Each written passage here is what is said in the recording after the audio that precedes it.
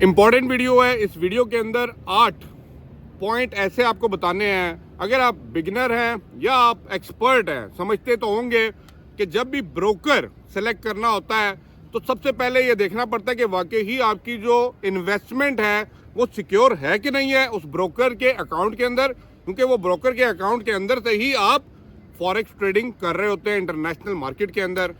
अब 8 पॉइंट जो मैंने आपको बताने हैं बड़े इंपॉर्टेंट है। ये सारी चीज़ें आप लोग खुद नोट कर सकते हैं कि वाकई ही 8 point they are actually following और नॉट। नंबर 1 पे जो है ना वो रेगुलेटरी अथॉरिटी देखनी पड़ती है। अब आपने देखा होगा जिस कंट्री के अंदर फॉर एग्जांपल बेस्ड किस कंट्री का ब्रोकर है ना, उस कंट्री के अंदर जो है ना उसकी रेगुलेटरी अथॉरिटी लाजमी मेंशन होती है। फॉर एग्जांपल बहुत से ब्रोकर जो हैं वो साइप्रस के हैं, बहुत से ब्रोकर अमेरिकन बेस्ड हैं, कुछ ब्रोकर ऑस्ट्रेलियन बेस्ड हैं, कुछ ब्रोकर यूके बेस्ड हैं।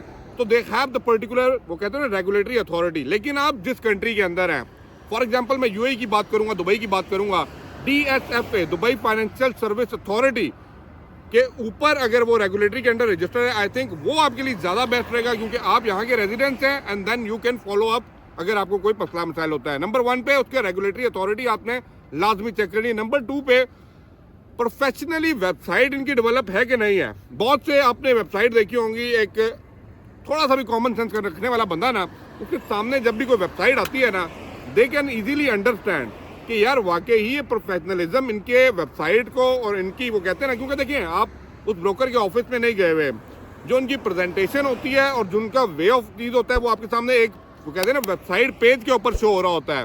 तो actually that website is presenting them.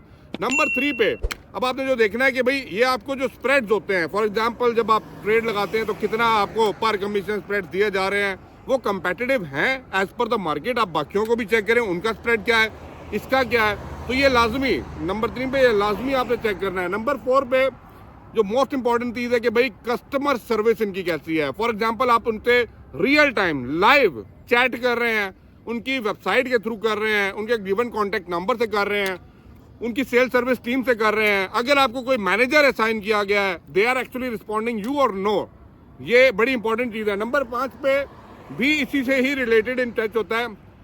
आप इस बेस के ऊपर छोड़ भी दीजिए ब्रोकर। फॉर एग्जांपल अगर आप किसी करंट ब्रोकर के साथ काम कर रहे हैं ना, और ये 5वां पॉइंट अगर आपको लग रहा है कि भाई ये रिस्पॉन्स सही नहीं आ रहा, तो आज के आज ब्रोकर चेंज कर लीजिए। मैं सीधी बात करूंगा, वो है भाई मेरे आपका क्विकली रिस्पॉन्स टाइम है कि नहीं है। क्योंकि जब इंटरनेशनल मार्केट या फॉरेक्स मार्केट में कोई बंदा काम कर रहा होता है ना, दे डोंट हैव टाइम। वहाँ पे पैसा लगा होता है, वो कहते हैं ना स्प्रेड और वो ग्राफ के साथ पैसा ऊपर नीचे हो रहा होता है।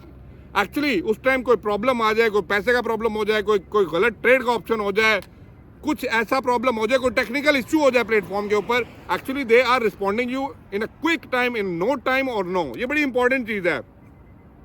अब एक और चीज़ जो आपने समझने वाली है कि भाई मेरे जिसके ऊपर जो है ना सारी चीज़ बेस कर रही होती है कि आप लोग अगर ये स्प्रेड आपको बेहतर दे रहे हैं, कंपेटिटिव है, तो भाई मेरे इनका जो लेवरेज है, अब लेवरेज क्या होता है वो मेरे ट्रेडर्स भाई जो है ना वो समझ रहे हैं कि भाई आपकी ट्रेडिंग बहुत जल्दी क्लोज तो नहीं कर देते इन केस ऑफ के भाई आप नेगेटिव जा रहे हैं। मेरी बात समझ रहे हैं ना, आपको कितना backup support as per the leverage दिया जा रहा है, जितना ज़्यादा लेवरेज दिया जाएगा उतना ज़्यादा आपके पास सेफ्टी टूल होता है और आपके पास थोड़ा सा माइंडसेट जो है ना ये ज़रा ईजी हो जाता है। और नंबर 7 के ऊपर जो है ना प्रोफेशनली डिजाइंड प्लेटफॉर्म है कि नहीं है, और यूज़र फ्रेंडली किस्म की इसके ऊपर ऑप्शंस हैं कि नहीं है।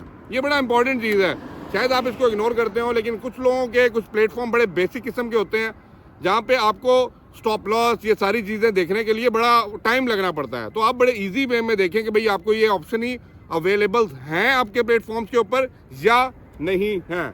अब दूसरा मैं अगेन सेम करूँगा कि स्टॉप लॉस, ये नंबर 8 पे स्टॉप लॉस टेक प्रॉफिट वाला जो ऑप्शन होता है, ये वाकई ही हेल्प कर रहा है आपको अपनी ट्रेड को क्लोज करने के लिए। या जहाँ पे आपने पॉइंट 1 पे स्टॉप लॉस लगाया तो खींचता पॉइंट 3 पे ले गया, ऐसा भी बहुत से ट्रेडर्स के प्लेटफॉर्म्स के ऊपर चल रहा है। तो इट्स टोटली डिपेंड कि आपका trading platform is actually supporting you और नॉट। ये 8 पॉइंट आपको बताए हैं, ये 8 पॉइंट लाजमी देख लीजिएगा, और इन 8 पॉइंट्स के साथ आपने बड़ा प्रोफेशनली ना उस ब्रोकर को सेलेक्ट करना है जो ब्रोकर आपके जहाँ पे आप रेजिडेंट्स हैं उस कंट्री की रेगुलेटरी अथॉरिटी के साथ अटैच होना चाहिए, और उसका फिजिकल ऑफिस हो। फॉर एग्जांपल अगर आपको कोई प्रॉब्लम इन फ्यूचर पड़े तो आप उनकी लोकेशन पर जाके मामला तय कर सकें। वीडियो को लाइक शेयर लाजमी कर दीजिए। अपकमिंग डेज के ऊपर फॉरेक्स रिलेटेड आपके माइंडसेट क्लियर करने के लिए UAE बेस्ड बहुत सी वीडियोस आने वाली हैं। Thank you for watching.